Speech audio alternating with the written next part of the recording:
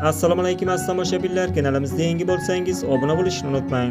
Ushbu video barcha fuqarolarga tezda yetib borishi uchun video ostiga like bosishni unutmang. Kommentariyada o'z izohlaringizni yozib qoldiring.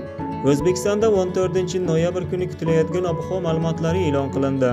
Unga ko'ra Qoraqalpog'iston Respublikasi, Xorazm viloyatida havo o'zgaruvchan bo'lib yog'ingarchilik kutilmaydi. Kechasi 2-7 daraja iliq, kunduz kuni 16-21 darajalik bo'ladi. Buxoro va Navoiy viloyatida havo o'zgaruvchan bo'lib yog'ingarchilik kutilmaydi. Kechasi 2-8 daraja iliq, kunduz kuni 16-21 darajalik bo'ladi. Toshkent, Samarqand, Sirdaryo va Jizzax viloyatlarida havo o'zgaruvchan bo'ladi. Kechasi 2-8 daraja iliq, kunduz kuni 15-20 darajalik bo'ladi.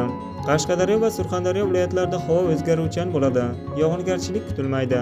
Kechasi 2-8 daraja iliq, kunduz kuni 18-23 darajalik bo'ladi.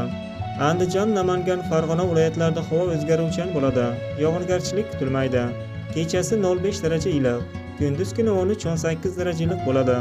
Ish haftasi uchun havo harorati asta-sekin ko'tarilishda davom etishi, respublika hududining aksariyat hududlarida quruq havo saqlanib turishi ma'lum qilindi.